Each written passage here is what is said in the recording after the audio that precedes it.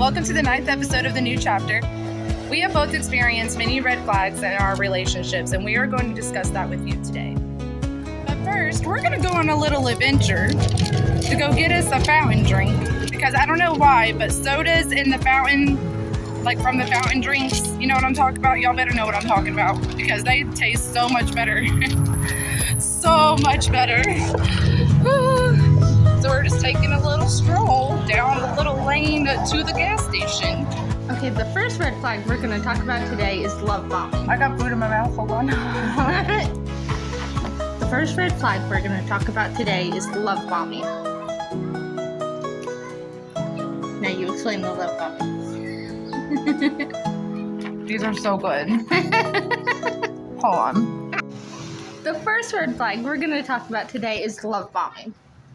Okay, so my thing about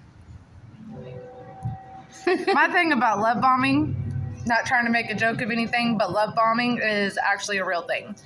Love bombing is when a man wants to move way too fast for you. It is when a man or a woman, in that case, like if they expect you to give yourselves up a little too soon, like I'm talking a couple of weeks to a few days, that's a no-go. Run. Don't even entertain it. Just go away and just move on from it. Another thing that love bombing is when they are literally trying to tell you that you're the best thing that's ever happened to them. Oh, you're just the love of their life, and they just could never have imagined their life without you for the life of them. Oh my gosh, you have just changed their life and made such an impact in like 2 months. 2 months to a couple of weeks.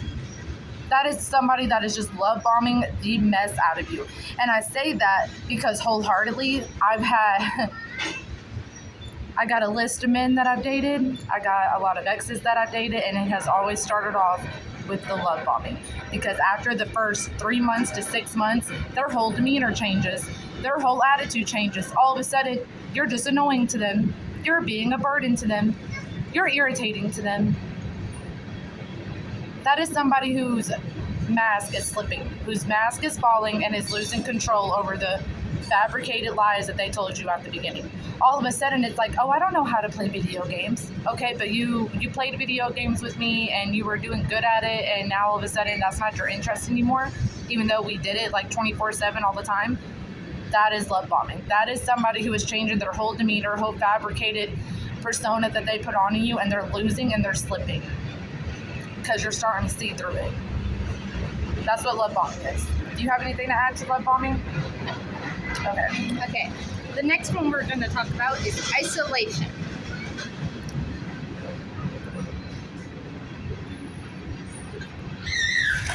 Yeah. Now, talk. Here's the thing about isolation. I've been isolated in almost every relationship that I've had. I've experienced a lot of isolation in almost every relationship that I've had. Rather, it's financial isolation to where I'm having to rely on somebody, to depend on somebody else providing for me because I can't work, or they won't let me work, or me getting a job is like a bad thing. Oh my gosh, God forbid, I'm independent and can take care of myself. Or it's the fact that I have had to provide for the man, because the man will tell me that he has a job, that he is doing this and this and this, but then come to find out they actually don't have a job, they don't have a car of their own, and they definitely don't have any finances for themselves besides the money that they bum off everybody else. So I've experienced in both ends, and I've got a long list of exes, and none of them are, look, I hate to say, I'm not somebody's mother. And that's how I have felt in almost every relationship I've been in, is the fact that I felt like I was somebody's mother. I felt like I had to provide. I had to do this. I had to do that. It was always my car that was being used for them to go to A, B, and C and bum freaked Egypt. Okay? Like, it's always been me having to pull the weight of both of us. And it's like, am I your mom or am I your girlfriend? Can you like wash your own clothes and not expect me to continue to wash your clothes? Like, what is this? I thought this was a power couple. Like, we're not a power couple because it's literally me doing every single thing, and they barely lift a finger. They barely do anything for themselves. Do you have anything to add to that? No. Okay, the next one we are going to talk about is lack of control. I think you should talk on that. So, by lack of control, we mean where you're no longer allowed to make financial decisions. You're no longer to have a job. You're no longer allowed to decide where you're going to eat, where you're going to do. The other person is taking all the choices away from you. You're no longer allowed to say, "No, I don't want to be intimate today. No, I don't want to go to the park. No, I don't want to go to your parents. I want to go to my parents." That is a very, very big red flag. Like when you're spending too much time with your partner's family and not enough time even with your family, even if you're on good terms. Like if you're on good terms with your family, but they're like trying to convince you that they don't want you to be around your family because of like A, B, and C, or like because of this situation, because of that situation. Like those are really big red flags because it's different when you're not on good terms with your own family. So like you really don't care about spending time with your side of the family. But like when you are actually on good terms with your family and like you feel like you're not spending or your partner's not allowing you to spend as much time with your family as they want you to spend with theirs, that is a tactic of like isolation, and that is also a tactic of control because they want you under their thumb. Like when it becomes like you had your set of friends before you got with this person. What I was saying before you said something. No. Oh, that's so bad. Okay. No, let me finish. Okay. Remember what you were saying. I'm trying to. So, like, basically, if you're trying to... I lost my train of thought. What is this? His family, not your family. Okay, perfect. Okay. So, like, when you're spending too much time with the family...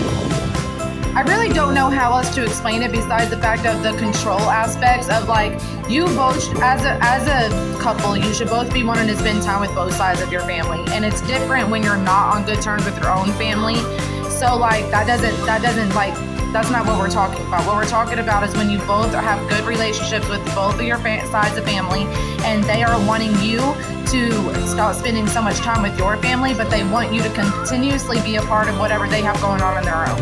And it's such a bad and toxic environment to be in because it's almost like with friends, even you can do it with friends too. Like you had your own set of friends when you were not with them, and then all of a sudden now like your friends are kind of like escaping and like they don't want to be around you, or all of a sudden you're having consistent downfalls with your friends because they don't like your partner, or they don't think your partner's good enough for you, or they don't think that you're good enough for your partner type of thing. I mean, it can go all sorts of different ways, but it's like when they want you to not have friends of your own, and everyone that they meet, everyone that they bring around, like, oh, you have to be around, like that is your friend too. That is such a control thing. That is a very big control thing because being in a relationship, you should have your own set of friends. You should have, because your friends are not their friends. You get what I'm saying? You should be able to go out with your buddies and enjoy your time and know that your partner's not going to cheat on you or blow up your phone or any of that, and vice versa. It should work both ways.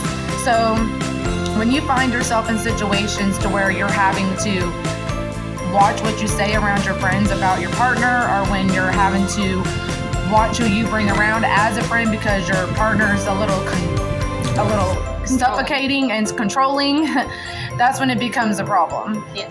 And another aspect of the financial control, when they are making all the decisions financially and keeping you from having a say on what's being done in your household, that is them trying to make it to where you are not able to go nowhere, you are not able to leave.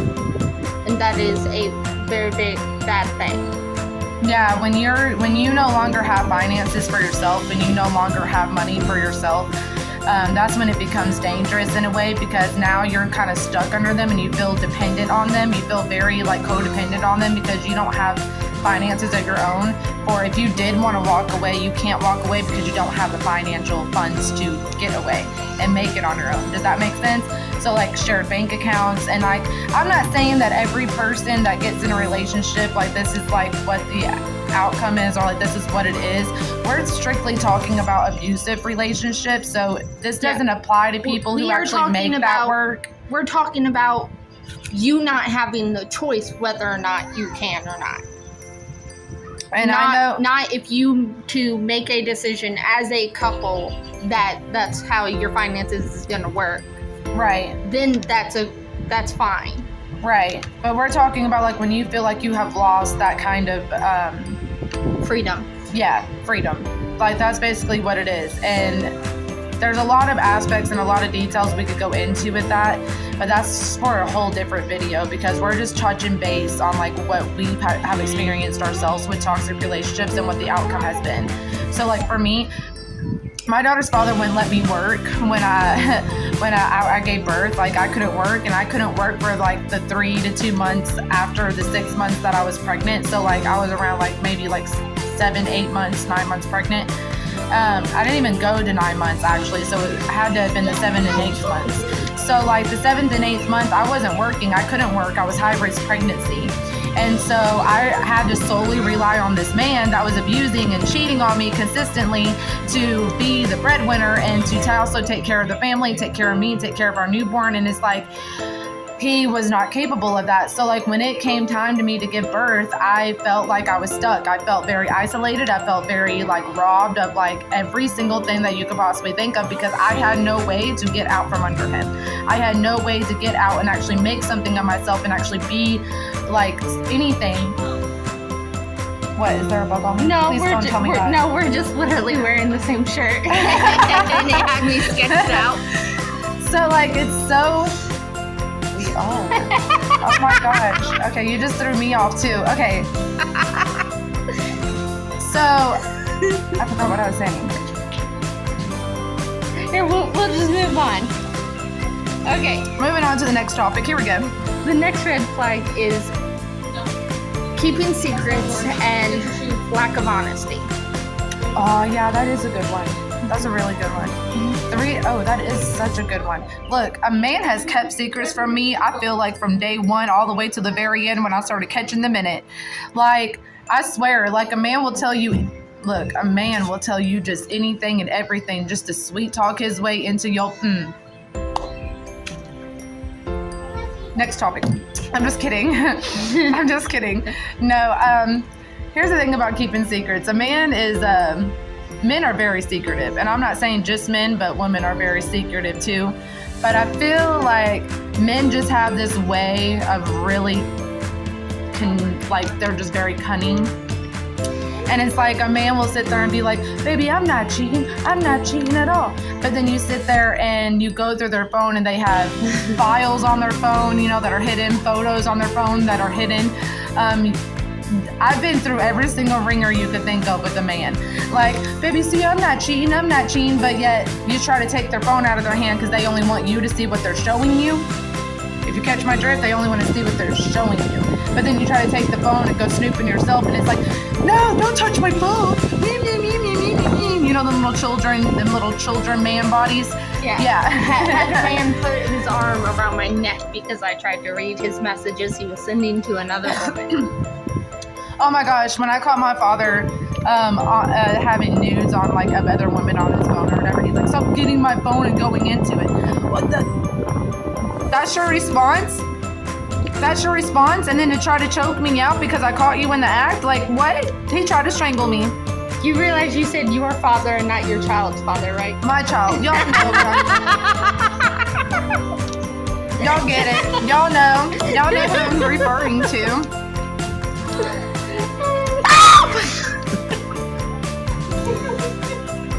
That has to be kept in.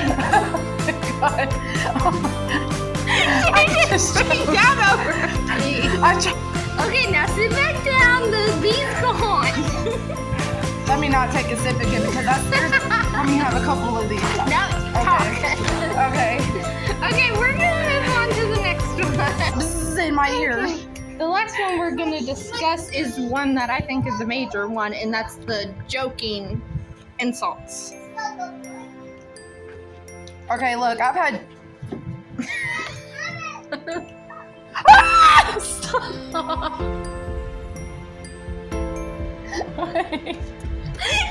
You literally just sat on my lap. You literally just sat on my lap. Now I know where Aurora gets it from. scary, man. When it starts buzzing around my booty, I get scared. What if I get a stinger back there? How am I gonna get it out? I need someone to get the stinger out. Go into the emergency room. Okay, we need to Can figure you imagine? it out. Okay, talk about the joking insults. There it is. Talk about the joking insults.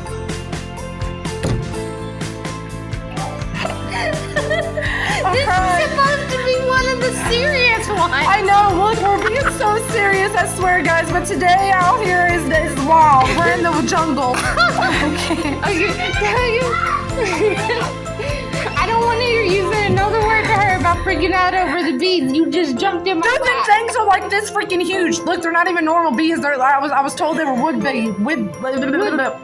They don't sting you. Man, I beg a differ. They look exactly like bees. Okay, talk about the joking insults. Okay, let me get myself together. I swear. I swear you jumped in my lap again. I will sorry. never let you live that down. Okay, ready?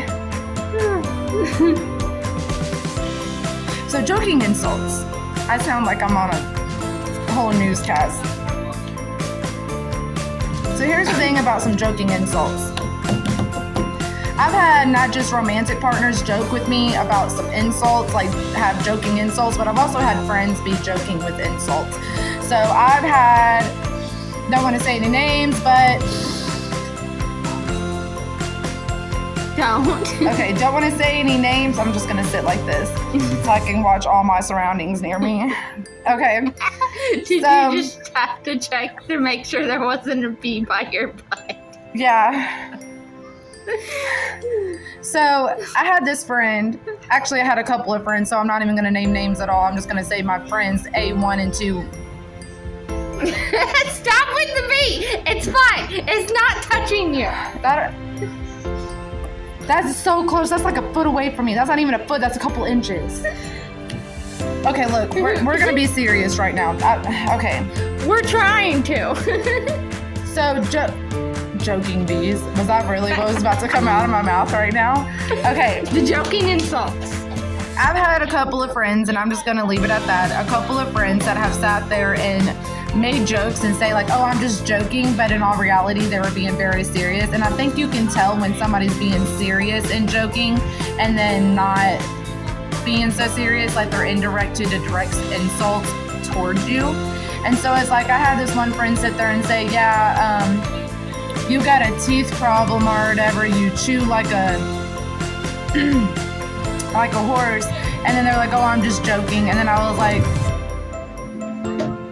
are you joking though? Was that a real joke, or like were you actually being serious? And then I had this one guy sit there and say, I have this one friend sit there and say, oh, you need some burgers. Like you need some, if you eat like 5 burgers, I'm sure you'd get some weight on you. Maybe you'd get some boobs and a butt.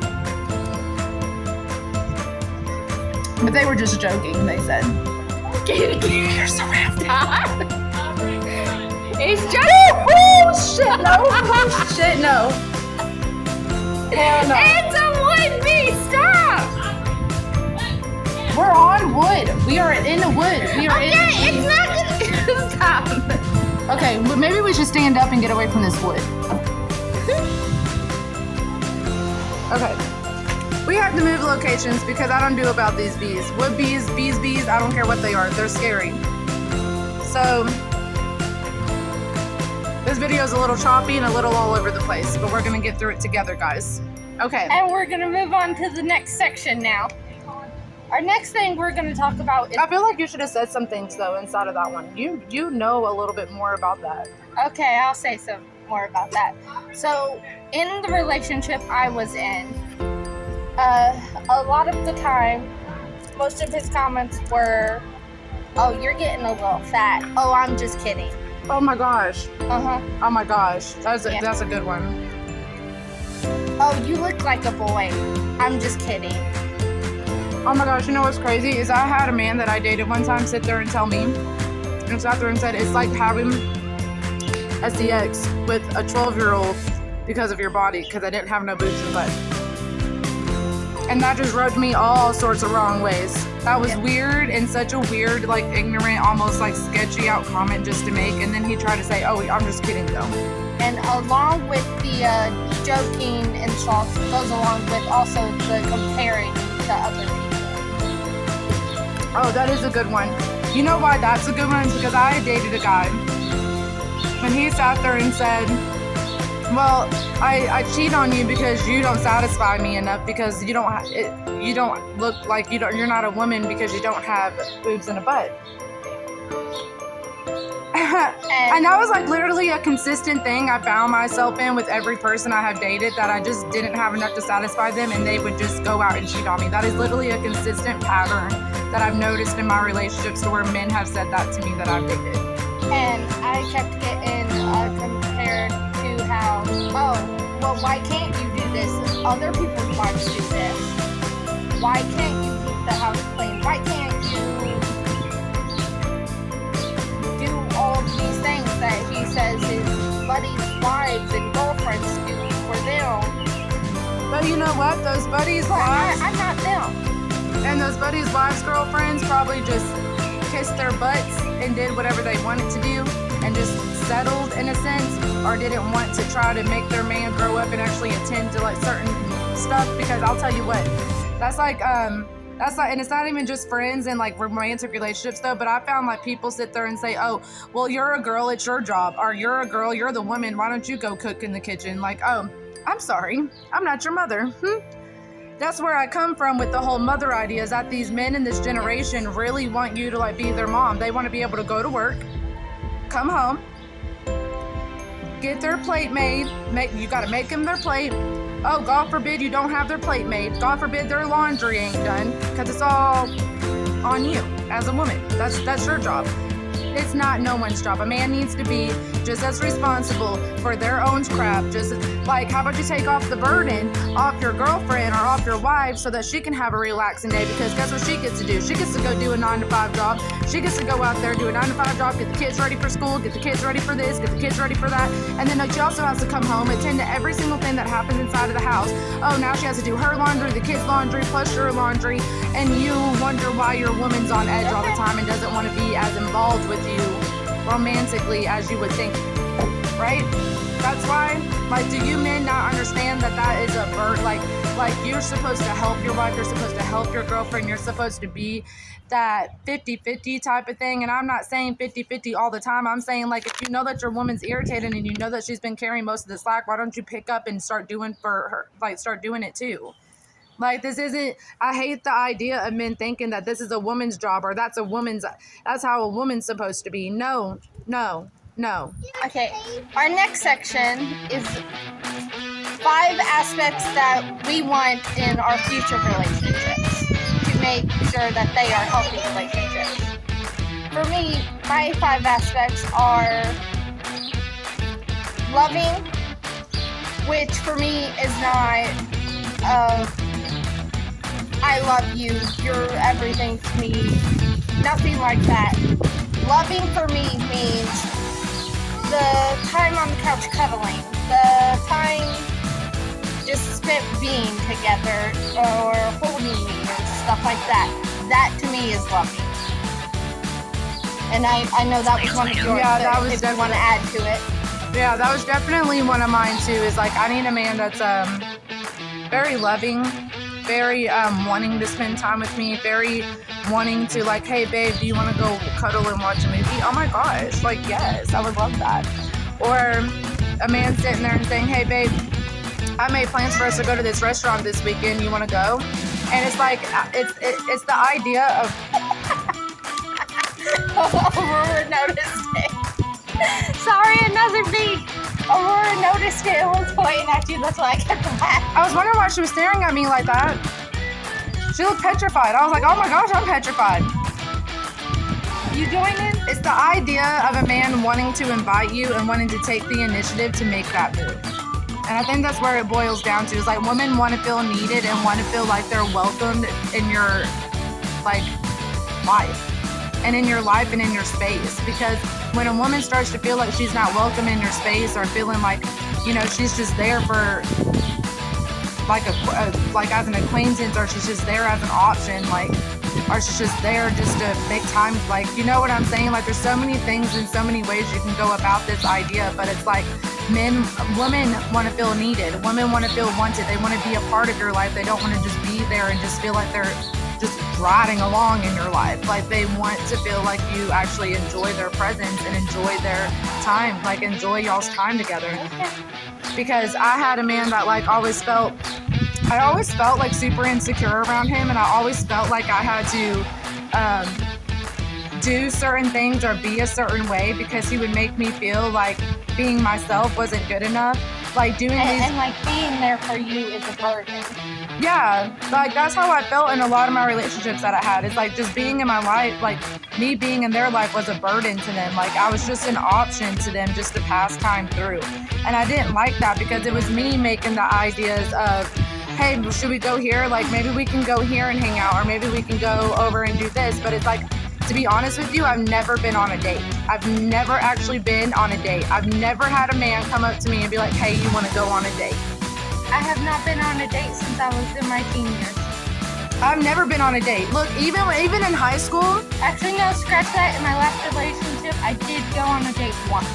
No, even my high school relationship, y'all, I still was never on a date. I never got told that it wasn't even a date. It was just like, I didn't even have that. And just to be clear, a date with the kids with you does not count. No, that doesn't count. Because it's like an intimate thing. It's like a romantic thing. You want to be in that relationship, like, and like have that intimate bonding time. And it doesn't even have to be like sexual. It could just be like bonding, like in their presence, like watching a movie, going out to the theater, going out and getting some lunch and dinner, going out and bowling, like skating and stuff like that. Like you want to be able to bond with that part, like with your partner. And that can work both ways as a woman or a girl. Like we ain't judging over here. We're not trying to discriminate or sit here and say just this or just this. Like it's like like you can go about this all multiple different ways, just whatever resonates with you. Yes. Our next characteristic is respectful. Yeah, I need a man that's respectful. That's literally like the main thing, like probably my number one is respectful, because I need a man that respects my boundaries. I need a man that respects the fact that I'm allowed to have and voice my own opinion. Yes. And I need a man that is not threatened by my demeanor or intimidated by me because I am independent. I very much am not used to a man doing things for me because I'm so used to men not doing things for me, me having to pick up what they don't do. So I really need a man to respect that and just have patience with me. And I just need a man that's actually going to show up and be very honest with like where he is, what he's gone through, what he's been through, and just kind of work with me, like meet me on a level to where we can connect and we can open those wounds back up and just know that like we're going to be there for each other and like there's nothing in between. Like, does that make sense? I just really need a man that's going to understand that we have both came from bad situations, or even just one or the other. But I really just need a man that's going to understand where I'm coming from and that I'm not who my past is. I'm not where my trauma was at that time, because I've grown so much. So I just really need a man that's going to understand where I'm coming from, why I have triggers, why I'm trying to maneuver myself through healthy and going forward. Like, it's just I just need a man that's going to understand that, and I need a man that's going to respect me in that sense, to not try to push me into doing things that make me still uncomfortable or make me feel like I don't have freedom again, because the freedom that I feel now is fantastic. And that ties us into our next characteristic, which is understanding. Yeah, well, that's pretty much what I meant. It's like understanding. I need a man that understands me. I don't need a man that's looking at me because of what I've been through or what I've gone through and then trying to judge me for it, like, or trying to think I'm too difficult to handle or too difficult to please. It's like, I've been through the toxic. I've been through what I don't want. So I need a man that's going to show up and be the man that I do want. Yes. And along with the understanding, also ties into with in our kind of situation that we have been through, it's hard for us to speak up and speak out about what we're feeling.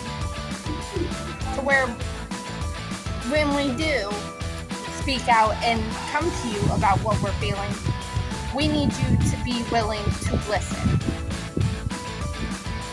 and actually pay attention to what we're saying to you and actually put that into action. Like, if we are telling you that something is upsetting us, we need you to understand that it took everything in us to be able to come to you about that. Here's the thing, though, is that I feel like a lot of men don't understand women or don't try to understand their women emotionally, and you have to have that emotional attachment to your person, because if you don't have your emotional attachment to your person, you're not going to be able to meet them where they need you, and there's always going to be something between that. This video is all sorts of chopped up. We were trying to be serious, y'all. We were trying this whole video, and it's just not it. So if you resonate with anything that we're saying, please, by all means, share down below. Sorry this video is so chopped. We basically just need a man that's going to be reliable, responsible, and a man. Because I'm tired of dealing with little boys. Yeah. And I feel like that's all we... We'll just leave it at that. Yeah. Thank you for joining us in this episode. Everyone experiences things differently, and just remember that the red flags are not healthy. They are not healthy. Those are things you want to look out for. And if you resonate with anything that we say, please, by all means, shoot down in the comments or even message us. Know your worth and know that you deserve better. And join us in the next episode. Peace. Feeling love like an ocean tide.